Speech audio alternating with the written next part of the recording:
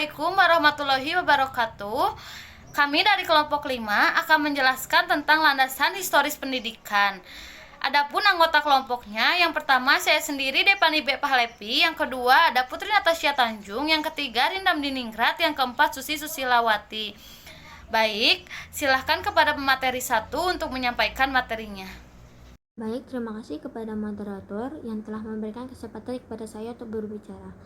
Perkenalkan, nama saya Putri Natasha Tanjung, NPM 2150665. Di sini saya akan menjelaskan tentang pergerakan zaman pendudukan militer Jepang. Menganalisis pergerakan nasional pada masa pendudukan Jepang. Pada saat Jepang menguasai Indonesia, Jepang membagi wilayah Indonesia menjadi 3 daerah pemerintahan militer di Indonesia. Selain itu juga, Jepang melakukan propaganda dengan semboyan 3A. Apa saja semboyan 3A itu? Yaitu Jepang Pemimpin Asia, Jepang Pelindung Asia, dan Jepang Cahaya Asia, yang bertujuan untuk menarik simpati rakyat Indonesia. Selain itu, Jepang juga menjadikan beberapa kemudahan bagi bangsa Indonesia. Sebagai penjajah Jepang, justru sangat kejam terhadap bangsa Indonesia. Menganalisis pergerakan nasional, program yang paling mendesak bagi Jepang adalah mengerahkan seluruh sumber daya yang ada di Indonesia untuk tujuan perang. Beberapa kebijakan tersebut antara lain membentuk organisasi-organisasi sosial.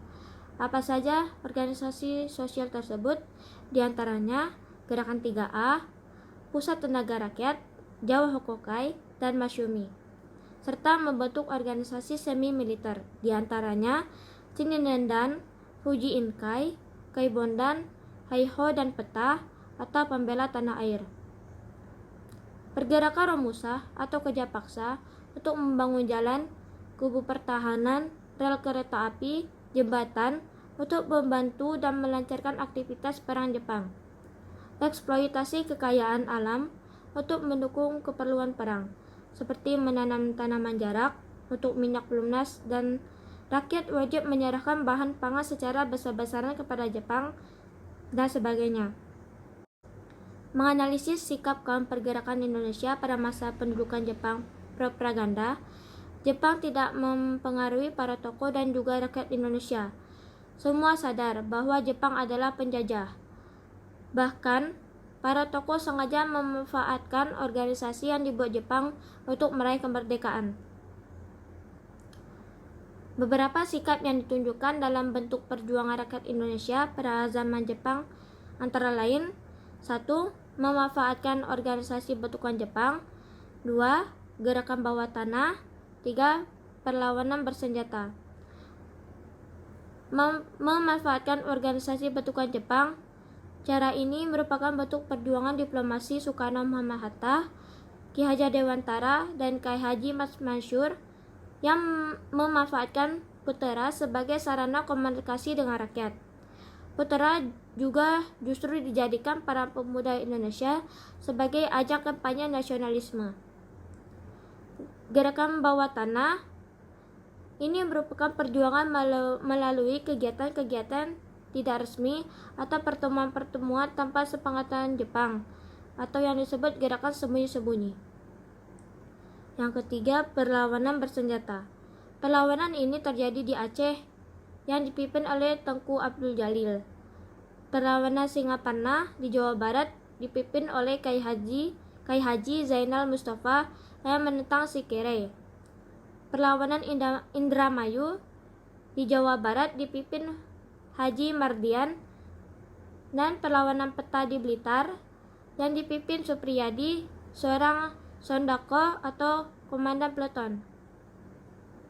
Tentang pendidikan Indonesia periode tahun 1945 sampai 1969 dan masa pembangunan jangka panjang PJB ke-1 1969 sampai 1993. Pendidikan pada periode tahun 1945 sampai 1969. Zaman Revolusi Visi Kemerdekaan. Setelah proklamasi kemerdekaan 17 Agustus 1945, pada masa tanggal 18 Agustus 1945, PPKI menetapkan UUD 1945 sebagai dasar negara. Sejak saat ini, jenjang dan jenis pendidikan mulai disempurnakan dan disesuaikan dengan kebutuhan bangsa Indonesia. Contohnya, seperti sekolah menengah zaman Jepang, Sokoto Chodaka dan Choto Kogako, diubah menjadi SMTP dan STA. Bersamaan dengan berjalannya revolusi fisik, pemerintahan mulai mempersiapkan sistem pendidikan nasional sebagai amanat Undang-Undang Dasar 1945 atau UUD 1945. Assalamualaikum warahmatullahi wabarakatuh. Perkenalkan, nama saya Rina Mirat dengan nomor SPM 215060058. Saya di sini akan meneruskan presentasi dari teman saya, yaitu tentang peletakan dasar pendidikan nasional. Pada tanggal 18 Agustus 1945, PPKI menetapkan Undang-Undang 1945 sebagai konstitusi negara. Namun setelah KMB tahun 1949, terbentuklah Republik Indonesia Serikat atau yang bisa disingkat RIS, yang memberlakukan Undang-Undang RIS sekalipun terjadinya pergantian bentuk dan konstitusi negara, tetapi pendidikan nasional Indonesia tetap dilaksanakan sesuai jiwa Undang-Undang 1945, dan bahwa UU RI nomor 4 tahun 1950 de facto digunakan sebagai kesatuan Republik Indonesia. Tujuan pendidikan dan pengajaran lebih membentuk mahasiswa yang cakap dan warga negara yang demokratis serta bertanggung jawab tentang kesejahteraan masyarakat dan tanah air. Selanjutnya yaitu demokrasi Pancasila. Sesuai dengan amanat Undang-Undang 1945 dan UU Undang-Undang Republik Indonesia Nomor 4 Tahun 1950, meskipun menghadapi berbagai kesulitan, pemerintah mengusahakan terselenggaranya pendidikan yang bersifat demokratis, yaitu kewajiban belajar sekolah dasar bagi anak-anak yang berumur 8 tahun.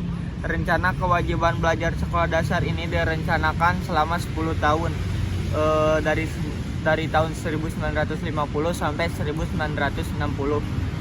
Pelaksanaan program ini didukung dengan PP nomor 65 tahun 1951. D. Lahirnya LPTK pada tingkat universiter.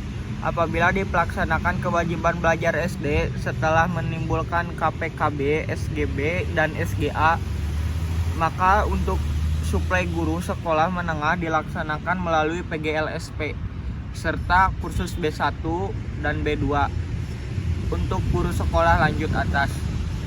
Kemudian dalam rangka meningkatkan mutu kehidupan, maka atas dorongan Profesor Muhammad Yamin pada tahun 1954 didirikanlah Perguruan Tinggi Pendidikan Guru atau PTPG di empat yaitu di Batu Sangkar, Bandung, Malang, dan Tordano. Selanjutnya pada tahun 1960 didirikanlah IKIP yang berdiri sendiri sebagai perupadan dari PTPG sesuai dengan UU PT nomor 22 tahun 1961. Sekalipun demikian, di beberapa universitas FKIP tetap berdiri. Lahirnya perguruan tinggi. Pada tanggal 4 Desember 1961 lahir UU nomor 22 tahun 1961 tentang perguruan tinggi. Pokok-pokok yang menonjol dalam UU ini yang sampai sekarang masih dipertahankan adalah prinsip Tridharma perguruan tinggi, yaitu pendidik atau pengajar, penelitian, dan pengabdian kepada masyarakat. Sekian dari saya, terima kasih. Wassalamualaikum warahmatullahi wabarakatuh. Sebelumnya, izin memperkenalkan diri, nama saya Depani B. Pahlepi dengan NPM 215060059. Di sini saya akan menjelaskan materi mengenai era pembangunan nasional semesta berencana tahap pertama 1961 sampai 1969. Pembangunan semesta berencana tahap pertama ini merupakan pembangunan dalam masa peralihan menuju masyarakat adil dan makmur. Demikian pula, pembangunan tersebut sifatnya menyeluruh. Dasar pembangunan tersebut ialah Pancasila dan Manipol serta mengembangkan kepribadian Indonesia. Fungsi pendidikan nasional dipandang sebagai alat revolusi. Pendidik harus difungsikan atau harus memiliki 5 sarma bakti pendidikan, yaitu yang pertama membina manusia Indonesia baru yang berakhlak tinggi atau moral Pancasila. Yang kedua, memenuhi kebutuhan tenaga kerja dalam segenap bidang dan tingkatnya atau yang disebut dengan manpower. Yang ketiga, memajukan dan mengembangkan kebudayaan nasional. Yang keempat, memajukan dan mengembangkan ilmu pengetahuan dan teknologi. Yang kelima, menggerakkan dan menyadarkan seluruh kekuatan rakyat untuk membangun masyarakat dan manusia Indonesia baru. Dinyatakan bahwa asas pendidikan nasional adalah Pancasila Manipol Usdek. Dengan demikian, tujuan pendidikan nasional adalah untuk melahirkan warga negara sosialis Indonesia yang susila, yang bertanggung jawab atas terselenggaranya masyarakat sosialis Indonesia adil dan makmur, baik spiritual maupun material, dan berjiwa Pancasila. Setelah pemberontakan G30 SPKI dapat ditumpas, terjadi suatu keadaan peralihan masyarakat Indonesia dari Orde Lama ke Orde Baru. Ketetapan MPRS nomor XXP 11 tahun 1966 yang menyatakan bahwa sistem pendidikan haruslah berdasarkan Pancasila dan UUD 1945. Tujuannya ialah membentuk manusia Pancasila sejati. Isi pendidikannya adalah untuk mempertinggikan moral, akhlak, dan keyakinan agama, mempertinggi keterampilan dan kecerdasan, dan mempertinggi mutu kesehatan fisik manusia. Next. Selanjutnya ada pendidikan pada masa PJP 1. Pelaksanaan Pelita 1 PJP 1 dicanangkan mulai 1 April 1969. Maka pada tanggal 28 sampai 30 April 1969, pemerintahan Departemen Pendidikan di Cipayung untuk melakukan konferensi dalam rangka 1. Mengidentifikasi masalah-masalah pendidikan nasional. 2. Menyusun suatu prioritas pemecahan dari berbagai masalah tersebut serta mencari alternatif permasalahannya. Yang pertama ada tujuan pendidikan nasional sesuai dengan TAP MPRS nomor XXP1 tahun 1966 tentang agama, pendidikan, dan kebudayaan. Maka dirumuskan bahwa tujuan pendidikan adalah untuk membentuk manusia Pancasila sejati berdasarkan pembukaan UUD 1945. Selanjutnya dalam UU nomor 2 tahun 1989 bahwa pendidikan nasional bertujuan untuk mencerdaskan kehidupan bangsa dan mengembangkan manusia Indonesia seutuhnya, yaitu manusia yang beriman dan bertakwa terhadap Tuhan Yang Maha Esa dan berbudi pekerti luhur, memiliki pengetahuan dan keterampilan, kesehatan jasmani dan rohani, berkepribadian yang mantap dan mandiri, serta rasa tanggung jawab kemasyarakatan dan kebangsaan. Yang kedua ada kurikulum pendidikan. Di dalam kurikulum 1968 dirumuskan bahwa tujuan pendidikan ialah membentuk manusia Pancasila sejati. Isi pendidikannya ialah untuk mempertinggikan moral, akhlak, dan keyakinan agama, mempertinggi keterampilan dan kecerdasan, dan mempertinggi mutu kesehatan fisik manusia. Next. Selanjutnya ada kurikulum pendidikan tinggi atau PT. Usaha untuk meningkatkan mutu pendidikannya adalah dengan mengganti sistem kontinental dengan sistem Anglo-Saksis, yaitu dengan penerapan sistem kredit semester atau sistem SKS pada pertengahan tahun 1970-an. Yang kelima, ada sarana prasarana pendidikan, pertumbuhan jumlah siswa atau mahasiswa di berbagai jenjang dan jenis pendidikan tersebut tentu saja disertai pula dengan penambahan prasarana dan sarana pendidikan, antara lain gedung-gedung sekolah baru, penambahan ruang belajar, buku-buku pelajaran, pengadaan sarana-sarana pembantu proses belajar, pembangunan sarana fisik perguruan tinggi, dan pembangunan sarana pendidikan dasar melalui Impres Pembangunan SD. Yang keenam ada wajib belajar. Dengan dicanangkannya wajib belajar sekolah dasar sejak tanggal 2 Mei 1984, masa pada akhir Pelita 2, kesempatan belajar anak usia 7-12 tahun praktis telah dicapai. Walaupun tentunya masih terdapat sejumlah anak-anak yang hidup terpencil, anak-anak luar biasa maupun putus sekolah yang masih harus dituntaskan. Sebab itulah UNESCO pada tahun 1994 menganugerahkan bintang Apicinea kepada Presiden RI sebagai pengakuan peranan pemerintah Indonesia dalam memajukan pendidikan rakyat menurut Tilaar tahun 1955. Selanjutnya ada tenaga kependidikan dan lembaga pendidikan tenaga kependidikan atau LTPK. Berkenaan dalam hal ini terdapat dua masalah pokok, yaitu yang pertama ada kekurangan tenaga pengajar yang berwenang pada semua jenis dan tingkat pendidikan. Pada tahun 1989 sampai 1990 untuk SD terdapat kekurangan tenaga hampir 600.000 orang. Ditambah lagi dengan kualifikasi guru SD banyak yang belum memenuhi persyaratan. Selain itu, banyak mata pelajaran yang gurunya tidak mencukupi. Pada tahun 1989, dari sekitar 11.000 dosen pada 30 IKIP dan FIP negeri, baru 3% berkualifikasi S3, 10% S2, dan 87% berkualifikasi S1. Serta penyebaran yang tidak merata tetapi juga karena masalah dunia yang tidak mencukupi. Yang kedua, ada masalah peningkatan mutu tenaga kependidikan dari LPTK. Dalam FIP 1 telah diambil keputusan untuk meningkatkan kualifikasi guru SD dengan diploma 1 dan 2. Guru SMP diri dan untuk SMA dipegang oleh sudutan S1. Usaha PT untuk didirikan berbagai program pancasarjana S2 S3 dengan tujuan utama untuk meningkatkan mutu juara dosen PT. Baik, terima kasih kepada moderator. Sebelumnya izin memperkenalkan diri. Nama saya Susi Susilawati dengan NPM 2150676. Di sini saya akan melanjutkan pemaparan materi selanjutnya. Materi yang pertama ada pendidikan kejuruan, pelatihan, dan ketenagakerjaan. Sistem pendidikan telah menghasilkan tenaga terdidik tetapi tidak terampil, sehingga pengangguran makin lama semakin besar jumlahnya. Naiknya tingkat pendidikan akan berpengaruh terhadap latar belakang pendidikan tenaga kerja kita. Jadi semakin tinggi latar belakang pendidikan tenaga kerja diharapkan akan semakin tinggi pula produktivitasnya. Jadi, jika mutu pendidikan kita bagus, maka kita juga akan mempunyai pekerjaan yang baik.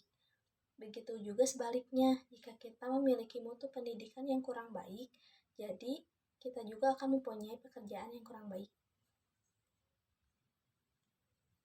Selanjutnya ada pendidikan tinggi. Mutu pendidikan memang bervariasi, mulai dari mutu yang tinggi hingga yang diragukan. Hal ini ditentukan oleh beberapa faktor. Yang paling utama seperti dosennya yang kebanyakan masih berkualifikasi S1. Begitu juga belum tersedianya sarana penunjang seperti perpustakaan, laboratorium, bengkel kerja, serta biaya operasional yang belum memadai. Selanjutnya, materi yang ketiga ada inovasi pendidikan. Inovasi pendidikan perlu dikembangkan dari segala aspek, baik dari sistem pendidikan, sarana prasarana, dan metode pembelajarannya. Yang paling berperan dalam memberikan inovasi pendidikan yaitu pemerintah. Pemerintah harus mengetahui segala permasalahan yang ada di dunia pendidikan, karena pemerintah mempunyai wewenang penuh dalam meningkatkan sistem dan mutu pendidikan. Selanjutnya, materi yang keempat ada pembiayaan. Pembiayaan pendidikan terdapat berbagai sumber, yaitu yang pertama ada biaya rutin, pembiayaan bangunan, biaya impres SD, dan subsidi bantuan pembangunan pendidikan atau SBPP. Yang kedua ada sumbangan pembinaan pendidikan atau SPP. Yang ketiga ada sumbangan Badan Membantu Pembinaan Pendidikan atau BP3. Jadi, pembiayaan pendidikan itu adalah dana yang diberikan kepada sekolah untuk memfasilitasi setiap kegiatan dalam proses pembelajaran dan berbagai keperluan dalam penyelenggaraan pendidikan. Materi selanjutnya ada kualitas pendidikan. Kualitas pendidikan pada PJP1 memiliki indikator sebagai berikut. Yang pertama, dana pendidikan atau pendidikan dasar. Yang kedua, kelulusan SD. Yang ketiga, prestasi membaca komprehensif sangat kurang dibandingkan dengan negara maju. Yang keempat, daya serap pendidikan terhadap isi pendidikan. Jadi, kualitas pendidikan adalah upaya untuk melahirkan manusia Indonesia yang cerdas dan berakhlak, serta mampu bersaing. Pendidikan sangatlah berperan dalam membentuk baik buruknya pribadi manusia. Materi selanjutnya ada pendidikan masa kini. Pendidikan masa kini identik dengan teknologi dan inovasi yang beragam, mulai dari penggunaan buku hingga penggunaan laptop sebagai media tulis untuk pembelajaran. Pembelajaran masa kini juga berbeda jauh dengan pembelajaran zaman dahulu. Pembelajaran masa lalu identik dengan ketegasan karena mereka berpikir bahwa jika mengajar dengan tegas, maka para siswa akan menerima pembelajaran dengan sempurna. Sedangkan pendidikan masa kini dilakukan dengan cara santai atau dengan keakraban, maka para siswa akan menerima pembelajaran dengan baik. Jadi, pada pendidikan zaman dahulu dan sekarang itu memiliki kelebihan dan kekurangannya masing-masing. Pendidikan zaman dulu memiliki kelebihan yaitu peserta didik dapat disiplin, tetapi dapat mengganggu psikologis peserta didik karena dengan ketegasannya. Sedangkan sistem pendidikan zaman sekarang memiliki kelebihan yaitu pendidik dapat akrab dengan gurunya dan dapat bertanya jika ada materi pembelajaran yang kurang dimengerti tanpa merasa takut. Tetapi dengan keakraban ini, peserta didik dapat menjadi tidak disiplin dan melakukan seenaknya dalam pembelajaran. Terima kasih. Sekian pemaparan materi dari saya kembalikan kepada moderator. Baik, sekian pemaparan dari kelompok 6. Izinkan saya membacakan kesimpulan. Kesimpulannya adalah hidup di masa penjajahan mengalami kehidupan yang manis karena fasilitas dari penjajah. Tetapi mayoritas pribumi mengalami penderitaan. Sebagian dari mereka memperoleh sedikit keberuntungan. Maklum, saat itu tidak semua orang bisa sekolah kecuali golongan tertentu saja. Baik, terima kasih. Wassalamualaikum warahmatullahi wabarakatuh.